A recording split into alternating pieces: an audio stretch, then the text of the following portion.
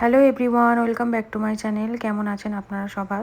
আজ বৃহস্পতিবার রাত্রিরে একটা এসছি, আমাদের বাড়ির খুব কাছেই মার্কেট আছে সেখানে। তো কিছু এখান থেকে সবজিপাতি কিনবো, তার আগে এখানে দেখে নিচ্ছি ফলগুলো। এই ফলগুলো দেখতে এত ভালো লাগে কি বলবো। দেখুন কত রকমের কালারফুল ফল, আর তার সাথে রাখা আছে আমও। আর এই দেখুন এখানে তরমুজের প্রাইস কিন্তু এখানে খুবই কম। আর এখানে কিন্তু তরমুজ ভীষণ সস্তায় পাওয়া যায়, আর তরমুজগুলো কিন্তু খেতে ভীষণ মিষ্টি হয়। আর এই যে দাম লেখা আছে 3.95 স্যার। আজ শুক্রবার, আজ দুপুরবেলা একটু বানিয়েছি লাঞ্চে এই যে বিরিয়ানি। এই যে চিকেনটা এখানে রেডি হয়ে গেছে, আর ভেজে রেখেছি এখানে বেরেস্তা, আর আছে ধনিয়া পুদিনা পাতা, আর তার সাথে ভাতটাও এখানে রেডি করে রেখে দিয়েছি। শুধুমাত্র বিরিয়ানিটা দমে বসালেই হয়ে যাবে। শুক্রবার মানেই তো জানেন এখানে ছুটির দিন, হাজব্যান্ডও বাড়িতে আছে, আর তার সাথে আমার মেয়েও বিরিয়ানি খেতে বেশ ভালোবাসে।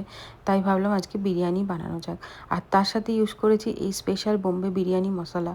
এইটা কিন্তু ভীষণ উপযুক্ত একটা মশলা বিরিয়ানি বানানোর জন্য। তো চলুন চটপট করে বিরিয়ানিটাকে দমে বসিয়ে দিই।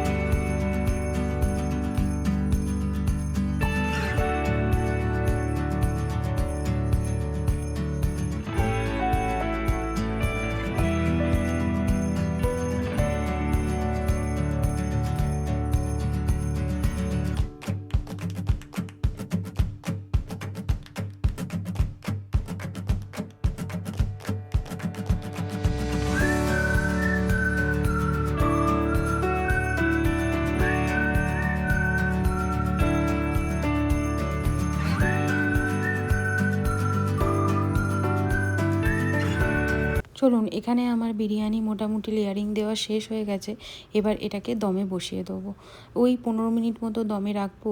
আর আমি এখানে একটা তাওয়া ব্যবহার করেছি দম দেওয়ার জন্য, কারণ ডাইরেক্ট ফ্লেমের ওপর রাখলে বিরিয়ানিটা নিচ থেকে ধরে যাওয়ার সম্ভাবনা থাকে। তাই আমি সবসময় তাওয়ার ওপরেই দম দেওয়ার চেষ্টা করি। এই যে সেই বিরিয়ানি, এটার তার ফাইনাল লুক। আসলে এখান থেকে আমার মেয়েকে অলরেডি খাইয়ে দিয়েছি, তাই দেখতে এরকম লাগছে। খেতে কিন্তু খুবই ভালো হয়েছিল বিরিয়ানিটা। আর এই বিরিয়ানি কিন্তু আমি অনেকবার বানিয়েছি আর আপনাদের সাথেও শেয়ার করেছি। আপনারাও পারলে একবার এই বিরিয়ানিটা বানিয়ে দেখবেন, খেতে কিন্তু খুব ভালো হয়।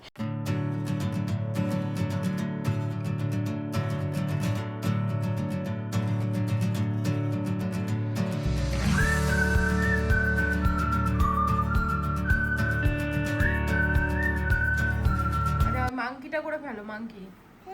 মাংকিটা করো। কি কালার করেছো? মাংকি করেছো? মাংকি সবটা করো, সবটা করো। ক্র্যাবটা করো, ক্র্যাবটা।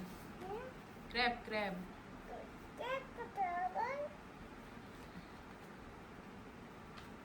এখন ওই বিকেল 4:30 মতো বাজে।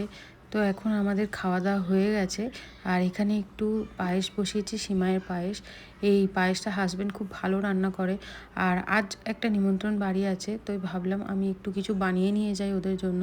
তাই এই পায়েসটা বানিয়ে নিয়ে যাচ্ছি। এই যে পায়েসটা এখানে মোটামুটি হয়ে গেছে। আর বেশি ঘন করব না, কারণ ঠান্ডা হলে আরও বেশি ঘন হয়ে যাবে। তাই এই অবস্থাতে এটাকে নিভিয়ে দেবো এবার। আর আজ আমাদের একটা বাড়ি দেখতে যাওয়ার কথা আছে। খুব তাড়াতাড়ি আমরা একটা নতুন বাড়িতে শিফট করতে চলেছি বিশেষ কিছু কারণের জন্য। আর এগুলো আপনারা আগামী ব্লগগুলোতে দেখতেই পাবেন। চলুন তাহলে এটাকে বন্ধ করে দিই গ্যাসটা, এবার আমরা বেরোবো।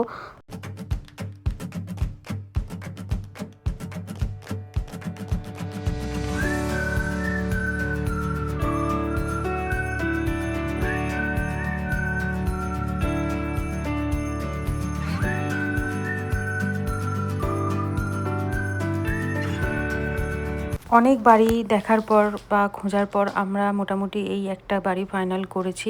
তো এটা আমরা শুধুমাত্র ফাইনাল করে রেখেছি, মানে পছন্দ হয়েছে বাড়িটা আমাদের।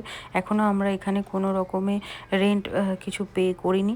তো চলুন আপনাদের সাথেও শেয়ার করি যে এখানে বাড়িগুলো কেমন হয়। আর এটা সম্পূর্ণ একটা ফাঁকা বাড়ি, এখানে এখনও কোনো প্রকার ফার্নিচার এসবগুলো রাখা নেই। দেখুন, এটা একটা আনফার্নিশড ফ্ল্যাট বলতে পারেন। আচ্ছা, ব্লগটা কেমন লাগলো আমাকে অবশ্যই কমেন্টে জানাবেন, আর ভালো লাগলে একটা লাইক করে দেবেন। আর দেখা হচ্ছে নেক্সট ব্লগে, ততক্ষণের জন্য bye bye, take care and by.